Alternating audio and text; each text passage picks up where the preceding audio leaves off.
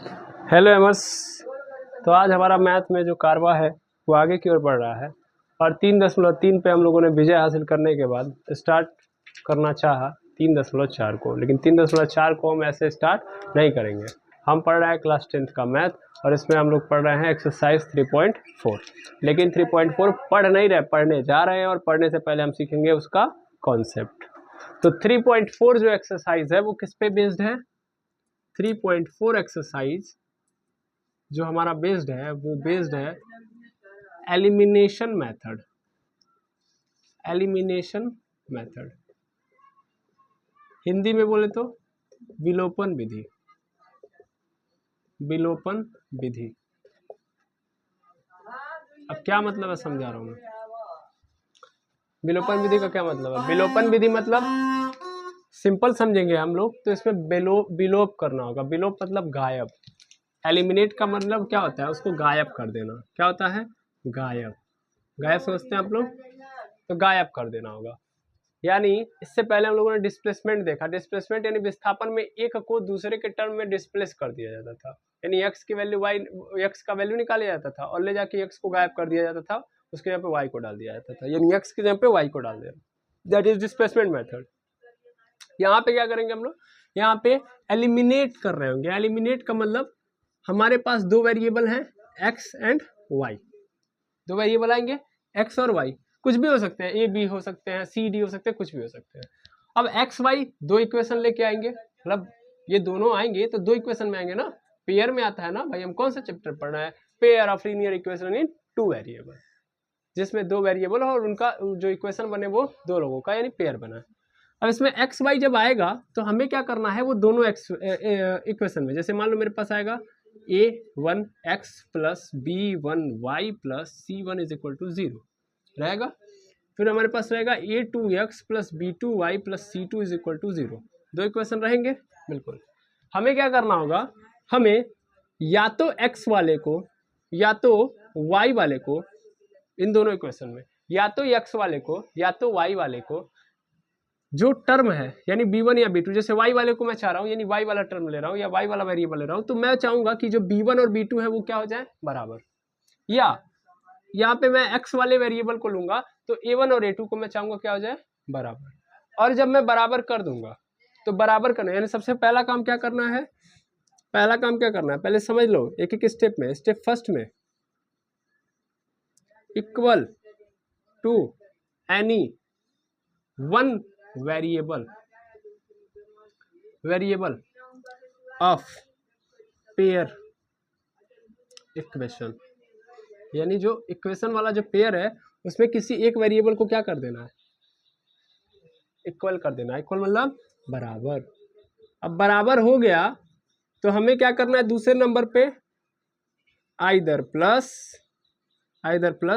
Are minus, या तो मैं प्लस करूंगा या तो माइनस। और इक्वल कैसे करूंगा? अच्छा, इक्वल करने का क्या तरीका है? How to equal? तो मल्टीप्लाई या डिवाइड। कैसे इक्वल करूंगा? मल्टीप्लाई करके या डिवाइड करके। तो मल्टीप्लाई या डिवाइड करके मैं इक्वल कर लूंगा किसी एक वेरिएबल को, और या तो प्लस करूं या तो माइनस करके क्या करूंगा? कट या एलिमिनेट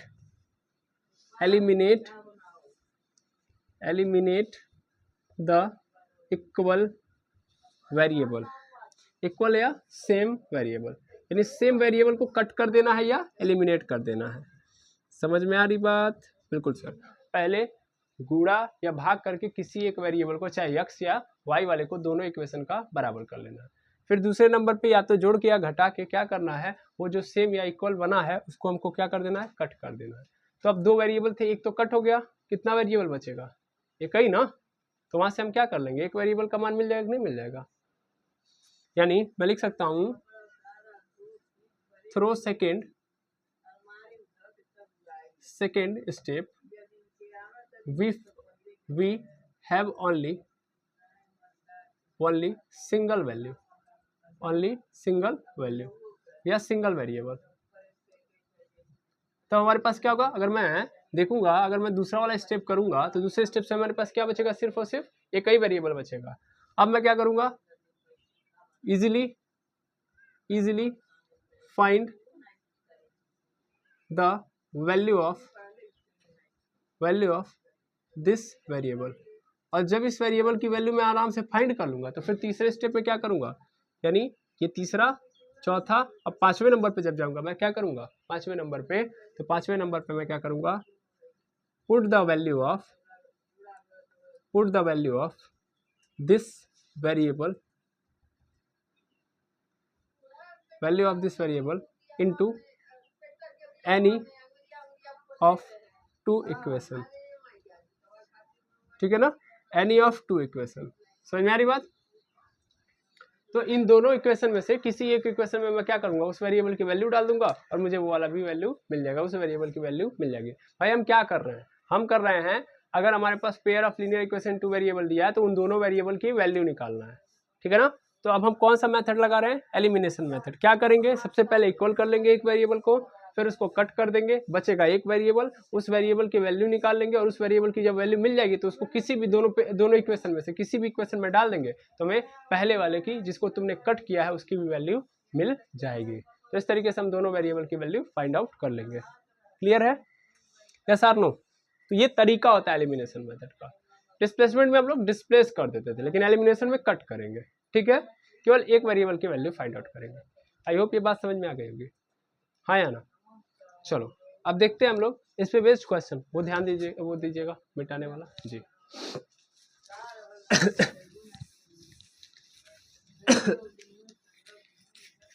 ये सभी चीजें आपने नोट कर ली होगी, अब आगे देखिएगा।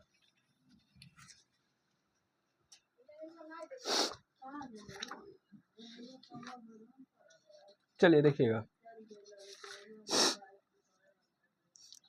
सबसे पहले हमारे पास है, देखिए आपको कभी भी किस चीज से नहीं डालना चाहिए, वर्ड प्रॉब्लम वाले क्वेश्चन से। ठीक है, तो हमारे पास एलिमिनेशन मेथड में सबसे पहले हमारे पास एग्जांपल आया है, तो एग्जांपल देखते हैं हम लोग। एग्जांपल नंबर 8, देखिएगा एग्जांपल नंबर 8 क्या लिखा है। लिखा है the ratio of income of 2 person is 9:7 and the ratio of their expenditure is 4:3. If each of them manage to save 2000 per month, find their monthly income. कह रहा है कि 2 पर्सन है, कौन है, 2 लोग हैं, ध्यान से समझिएगा, 2 पर्सन, मान लेता हूं एक ए है एक बी है, 2 लोग हैं। इन दोनों का जो मतलब मंथली इनकम है, इनकम समझते हो, कितना कमाते हैं, यानी हिंदी में बोले तो आय, यानी 2 लोग हैं, 2 लोगों की जो आय है, कैसी आय, मंथली आय, मंथली माने महीने की, यानी एक महीने में जितना कमाते हैं वो कितनी है, 9:7, यानी जितना ये कमाता है और जितना ये कमाता है, अगर मैं इनका रेशियो निकालूं तो कितना आ रहा है, 9:7।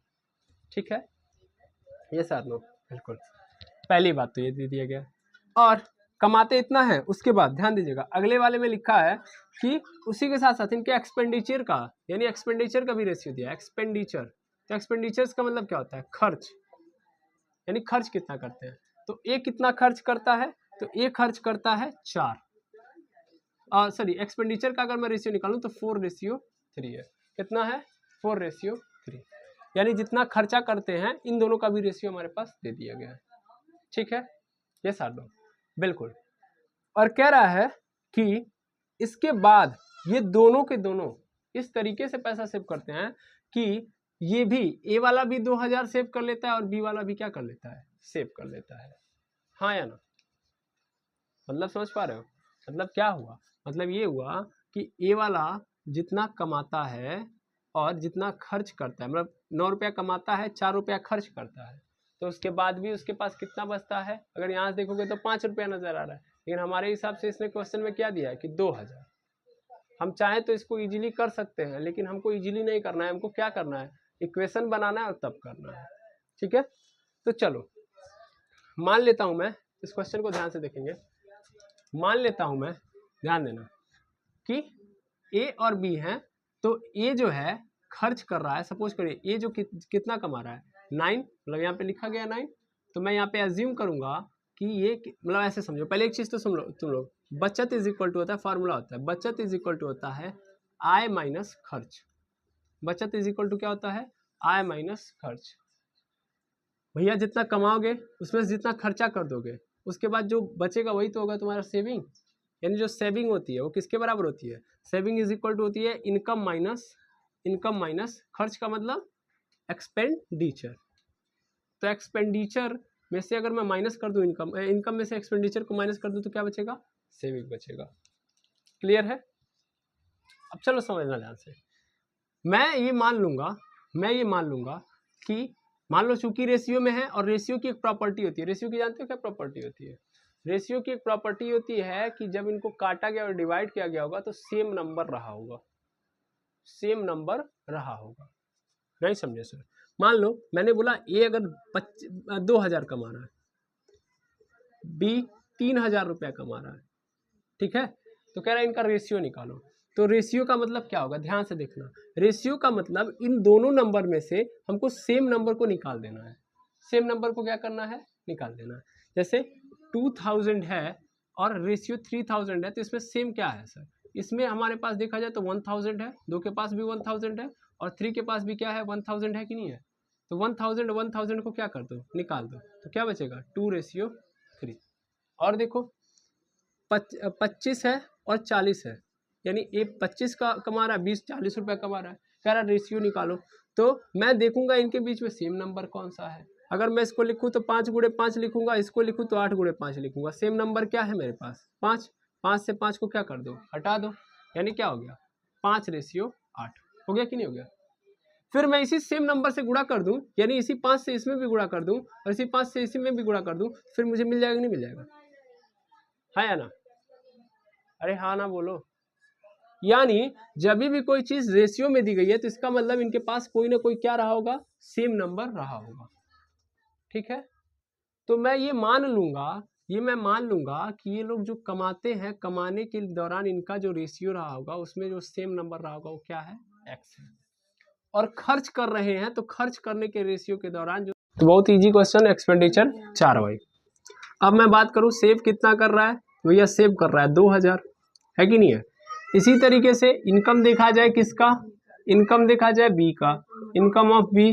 तो भैया 7 कमा रहा है और सेम नंबर क्या है? तो एक्स है, तो 7 से एक्स से गुणा कर दिया, 7x। और इसी तरीके से एक्सपेंडिचर ऑफ बी, तो अगर मैं एक्सपेंडिचर ऑफ बी की एक्सपेंडिचर देखूँ तो कितना कर रहा है वो? 3, और वाई से कर दूंगा मल्टीप्लाई, तो 3y। सेव कितना कर रहा है भैया? सेव कर रहा है ये भी 2000। और जस्ट हम लोगों ने ये फार्मूला पढ़ा है कि saving is equal to income minus expenditure. यानी जो बचत होता है आय में से खर्च को घटाने के बाद ही होता है। आप जितना कमाते हो उसमें जितना खर्चा कर देते हो तो उसके बाद जो बचता है वही तो बचत होता है आपका। तो इनकम देखा जाए 9x माइनस खर्च देखा जाए 4y, कितना बचा दिया मैंने? 2000। तो इक्वेशन नंबर 1 बन गया। उसी तरीके से यहाँ पे देखो, यहाँ पे बी का अगर मैं देखूँ तो बी का अगर देखूँ तो कितना कमा रहा है ये? 7x। खर्च कितना कर रहा है? 3y, यानी घटा दिया, कितना बचा रहा है तब ये? 2000। इक्वेशन नंबर क्या बन गया? 2। इजीली आपने क्या बना दिया? Pair of linear equation in 2 variable. बन गया कि नहीं बन गया? अब क्या हम आराम से x और y की वैल्यू निकाल सकते हैं? हाँ या ना? बिल्कुल निकाल सकते हैं। तो कैसे निकालेंगे चलिए देखते हैं हम लोग। मेरे पास 2 इक्वेशन आ गए हैं। अब हम यहाँ पे क्या लगाएंगे? Elimination method.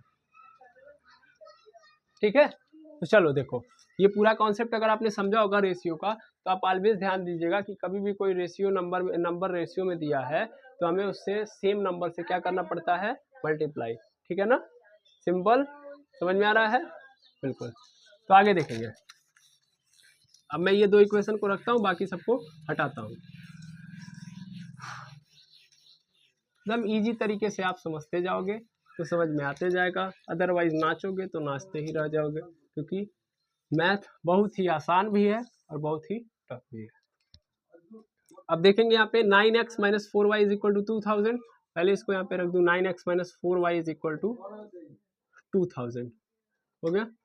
फिर 7x minus 3y is equal to 2000। Equation 1, equation 2। ठीक है? अब ध्यान देना है, मैंने क्या सिखाया है। अगर एलिमिनेशन मेथड निकालना है तो एलिमिनेशन मेथड में ये बताया गया था कि किसी एक वेरिएबल को आपको क्या कर देना है? इक्वल। यहाँ पे देखो तो x के बगल में 9 है, x यहाँ पे दूसरे इक्वेशन में x के बगल में कितना है 7 है, बराबर नहीं है। यहाँ पे y के बगल में 4 है, यहाँ पे y के बगल में 3 है, यहाँ भी बराबर नहीं है, तो बराबर करना पड़ेगा ना। अब कभी कभी क्या होता है कि सिंगल एक बार में भी बराबर हो जाता है, मतलब एक ही इक्वेशन में मल्टीप्लाई कर दोगे तो दोनों बराबर हो जाते हैं, या दोनों इक्वेशन में मल्टीप्लाई या डिवाइड करना पड़ सकता है। ठीक है, तो देखो अब मैं इसको पकड़ूं, अगर मैं इसमें x को बराबर करना चाहता हूं तो देखो ये 9 है ये 7 है, तो 9 और 7 का क्या ले लो एलसीएम, 9 और 7 का क्या ले लो एलसीएम, और 9 और 7 का अगर मैं एलसीएम ले लूंगा तो क्या बचेगा मेरे पास 63, क्या हो गया 63। इसका मतलब मुझे क्या करना पड़ेगा, इस x के बगल में 63 करना पड़ेगा और यहाँ भी x के बगल में कितना करना पड़ेगा 63। तो अगर मैं इस x को 63 बनाना चाहता हूँ तो कितने से गुणा करना पड़ेगा 7 से, तो यानी मल्टीप्लाई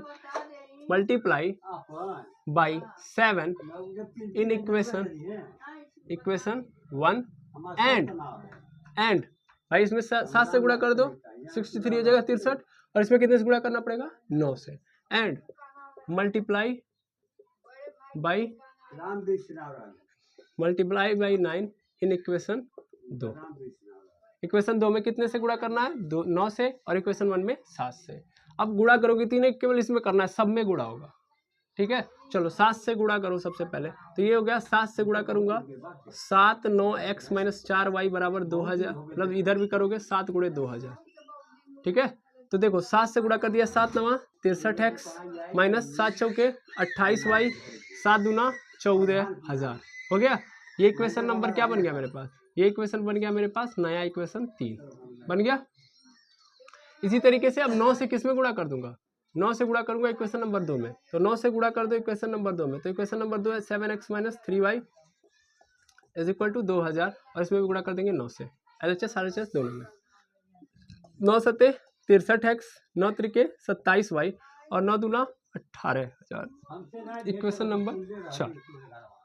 अब ध्यान से देखो तो इक्वेशन नंबर 3 और इक्वेशन नंबर 4 सेम है, इसमें x का जो क्या बोलते हैं कोफिशिएंट सेम हो गया कि नहीं हो गया, यानी x के अंदर जो गुणा किया हुआ गुणज जो इसका गुणांक वो सेम हो गया कि नहीं हो गया, हो गया।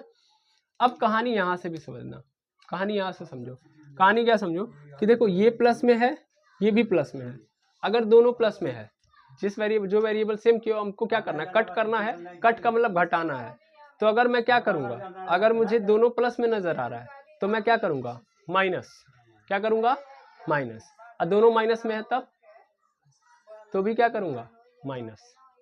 सेम साइन याद रख लो, अगर जो कोफिशिएंट सेम साइन में है, सेम साइन में है तो क्या करूँगा माइनस, सेम साइन में है तो माइनस, सेम साइन मतलब माइनस। अगर मान लो इसका मतलब क्या है, इसका मतलब अगर प्लस एक इक्वेशन वाला मतलब एक कोफिशिएंट प्लस में दूसरा कोफिशिएंट भी प्लस में है तो भी माइनस करूँगा, और अगर एक माइनस में है दूसरा वाला भी माइनस में है तो भी क्या करूँगा माइनस करूँगा। अच्छे समझना है, लेकिन अगर अपोजिट साइन है, अपोजिट साइन मतलब ये यहाँ पे 63 माइनस में होता है, यहाँ पे 63 क्या होता है प्लस में, तो अगर अपोजिट साइन आ रहा है तो अपोजिट साइन अगर है तो उस कंडीशन में क्या करूँगा मैं प्लस, यानी या तो एक प्लस में है दूसरा वाला माइनस में, यानी या एक माइनस में है दूसरा वाला प्लस में। समझ में आ रही बात, इस रूल को याद रखना, इस रूल को याद रखना, बहुत इंपॉर्टेंट रूल है एलिमिनेशन मेथड में।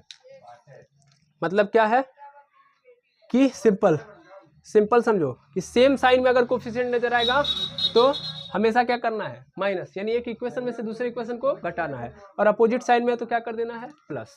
चलो यहाँ पे तो सब सेम साइन में तो घटाना पड़ेगा, क्या करना पड़ेगा घटाना पड़ेगा। अब घटाने का मतलब क्या है, बड़ा देखो किसका RHS है, सर RHS चौथे का बड़ा है, तो चौथे में से किसको घटा दूंगा तीसरे को। अभी मत करना इन दोनों को घटाना, इन दोनों को तुमने मॉडिफाई करके बना दिया ये, तो मैं क्या करूंगा इक्वेशन 4 में से किसको घटा दूंगा इक्वेशन 3 को। ठीक है, तो इक्वेशन 4 में से 3 को घटाने का मतलब LHS में से LHS को घटाओ, RHS में से RHS को। सबसे पहले चौथे का LHS, चौथे का LHS क्या है 63x माइनस 27y है ना, माइनस तीसरे का LHS, तीसरे का LHS ये रहा 63x माइनस 28y हो गया, इज इक्वल टू चौथे का RHS 18000 माइनस तीसरे का RHS 14000। ठीक है ना, अब देखो ब्रैकेट हटाओ 63x minus 27y minus 63x plus 28y हो जाएगा, और 18000 में से 4000 चला जाएगा, कितना बच जाएगा 4000। ठीक है, 4000 हो जाएगा। 63x से 63x कैंसिल हो जाएगा, 63x से 63x कैंसिल। अब देखो यहाँ पे क्या बचा, यहाँ पे बचा 28y प्लस में, यानी देखो एक बचा -27y और यहाँ पे प्लस 28y। अच्छा, कई लोगों को यहाँ पे कंफ्यूजन होता है, यहाँ पे ध्यान दीजिएगा कि एक 27y यहाँ माइनस में 28y प्लस में है और इज इक्वल टू 4000 है ना। ध्यान से आप ऑब्जर्व करिए, क्या बीच में गुणा लगा है? नहीं लगा है। यहाँ भी रूल आता है, जब गुणा में नहीं है, गुणे में होता, ध्यान से सुनेंगे, जब किस में होता? गुणे में। तो अगर मान लीजिए इन दोनों के बीच में गुणे का रिलेशन होता, अच्छे से देखिए आप इसी पे मिस्टेक करते हैं बार बार। अगर इन दोनों के बीच में कहीं रिलेशन ऐसे से होता कि ये ऐसे होता और यहाँ पे बीच में गुणा होता और ऐसे होता, तब क्या होता कि हम देखते पहले वाले के पास माइनस है, दूसरे वाले के पास क्या है? प्लस, और प्लस और माइनस का गुणा होगा माइनस। ये बेसिक बातें हैं। और मान लीजिए अगर एक के पास माइनस है, दूसरे के पास भी माइनस है, तो क्या हो जाएगा? प्लस। और अगर मान लीजिए पहले के पास प्लस है, दूसरे के पास भी प्लस है, तो क्या होगा? प्लस। और पहले वाले के पास प्लस है, दूसरे वाले के पास माइनस है, गुणा हो रहा है ऐसा, तो क्या होगा? माइनस। समझ पा रहे हैं? लेकिन यहाँ पे गुणा लगा है, गुणा नहीं है, गुणा का साइन नहीं है। जब गुणा का साइन नहीं है तो ये रूल नहीं लगेगा, याद रखेंगे आप, ठीक है। गुणा का साइन नहीं है, सिंपल साइन है। यहाँ पे लिखा है, देखो यहाँ पे सिंपल लिखा है -27y प्लस 28y। कुछ भी रिलेशन, कोई गुणा का रिलेशन नहीं, बस यहाँ पे जोड़ घटाना का रिलेशन है। और जोड़ घटाना का अगर रिलेशन है और एक माइनस में है, प्लस में है, तो हमेशा ध्यान देंगे अपोजिट साइन में है दो लोग। अपोजिट मतलब उल्टा होता है ना, यानी एक प्लस में और एक माइनस में है। तो यानी एक प्लस में है और एक माइनस में, अपोजिट साइन में है, या एक पहला वाला माइनस में, दूसरा वाला प्लस में है, तो ऑलवेज क्या होगा? ऑलवेज क्या होगा? घटेगा। ऑलवेज क्या होगा? घटेगा। घटेगा किस में से घटेगा? बड़े वाले में से छोटा वाला। और अगर सपोज कर लो सेम साइन है, सेम साइन है, तो सेम साइन जैसे या तो प्लस प्लस हो, या तो प्लस प्लस हो, या तो माइनस माइनस, इन दोनों माइनस में हो, या तो दोनों प्लस में हो, तो हमेशा क्या होगा? ऑलवेज जुड़ेगा। ऑलवेज क्या होगा? जुड़ेगा। और साइन किसका रहेगा? तो जिसका यहाँ पे है, यहाँ पे देखो, यहाँ पे बड़े वाले का साइन रहेगा, यहाँ पे बड़े वाले का। यहाँ पे तो अगर प्लस है, प्लस वाले को जोड़े तो प्लस में रहेगा, माइनस वाले को जोड़े तो माइनस रहेगा। ठीक है, ये बेसिक बात है, अगर गुणा नहीं दिया है तब। आई होप ये भी बात क्लियर हो गई, इसको भी नोट करके लिख लो। अब देखो यहाँ पे क्या है, यहाँ पे ऑब्जर्व करो, यहाँ पे है एक माइनस में और एक प्लस में, एक माइनस में और एक क्या है? प्लस में। तो अगर 27 और 28 में देखा जाए तो जुड़ेगा कि घटेगा? सर अगर दोनों अपोजिट साइन है, इसका मतलब क्या होगा? घटेगा। किस में से घटेगा? बड़ा कौन है? 28, तो 28 में से 27 चले जाएगा, एक लिखते नहीं है, यानी सिंपल y बचेगा। साइन किसका रहेगा? बड़े वाले का। तो बड़ा कौन है? 28, 28 प्लस में, तो आंसर भी यहाँ पे क्या आएगा? प्लस में। प्लस लिखने की जरूरत नहीं है, यानी y इज इक्वल टू कितना हो गया? 4000। 4000 क्लियर है, यानी y की वैल्यू आ गई 4000। Is that clear? यहां तक समझ में आया? तो y is equal to 4000, y की वैल्यू मिल गई। ये y क्या था? सर ये एक्सपेंडिचर का पोर्शन था, हाँ या ना? अभी आपको अपने आप समझ में आ जाएगा, क्वेश्चन ने क्या पूछा वो बात अलग। अभी y की वैल्यू मिल गई 4000, y की वैल्यू मिल गई, x का मान निकालना है, किस में डाले सर? किसी भी, पहले में डालो, दूसरे में डालो, तीसरे में डालो, तीसरे में डालो, चौथे में डालो, पांचवें में डालो, जो भी इक्वेशन वाले जितने भी इक्वेशन कहीं भी डाल दो, ठीक है ना? तो मैं कहीं भी डाल दूंगा। Put the value of y in equation 1 में डाल दो। इक्वेशन 1 क्या है? 9x - 4y बराबर 2000, है ना? 9x ऐसे रहेगा, 4 y की वैल्यू कितनी आई है? 4000 इज इक्वल टू 2000। ये 9x ऐसे ही रहेगा, 4 चौके 16000 इज इक्वल टू 2000। हो गया? 16000 को उधर भेज दूंगा तो 9x इज इक्वल टू कितना आ जाएगा? ये 16000 इधर आ जाएगा तो 2000, और इधर ये माइनस में इधर आएगा तो प्लस में 16000, यानी क्या हो जाएगा? That implies 9x is equal to हो जाएगा 18000। और x की वैल्यू अगर मैं निकालूंगा तो 18000 बटा 9 कट गया, ये 9 दूना 18, यानी x की वैल्यू कितनी आ गई? 2000। तो x की वैल्यू मिल गई, y की वैल्यू मिल गई कि नहीं मिल गई? ठीक है, तो आई होप ये पूरा का पूरा क्लियर हो गया होगा कॉन्सेप्ट। यस और नो? y की वैल्यू मिली, y की वैल्यू आप इक्वेशन 1 में डालो, इक्वेशन 2 में डालो, इक्वेशन 3 में डालो, इक्वेशन 4 में, किसी इक्वेशन में डाल दो y का मान। मैंने यहाँ पे डाल दिया पहले वाले में, किसी में भी डालना है, जरूरी नहीं कि मैं इसी में डालूंगा, आप पहले में ही डालोगे, किसी में भी डालो। तो y की वैल्यू मैंने डाल दी 4000, y की वैल्यू 4000 ना, तो y की जब 4000, 4 जो के 16000 16,000 माइनस में उधर जाएगा तो प्लस में, उधर कौन था 2,000 था ना, अब क्या हुआ 2,000 प्लस हो गया 16,000, कितना हो गया 18,000। हमें x का मान निकालना है तो 9 गुणे में इधर आएगा तो भाग में 9 से 18,000 कट गया, कितना आ गया 2,000। तो x की वैल्यू कितनी आ गई, कितनी आ गई 2,000। अब मैं यहाँ से क्या कर सकता हूँ, अब मैं यहाँ से आराम से ए और बी की खर्च निकाल सकता हूँ, ए और बी का एक्सपेंडिचर इनकम निकाल सकता हूँ, सब निकाल सकता हूँ, हाँ या ना। चलो देखो मिटाऊँ मैं इसको, हाँ या ना, ठीक। इस सब छोटे छोटे पॉइंट्स मैंने बता दिए आपको। चलो देखो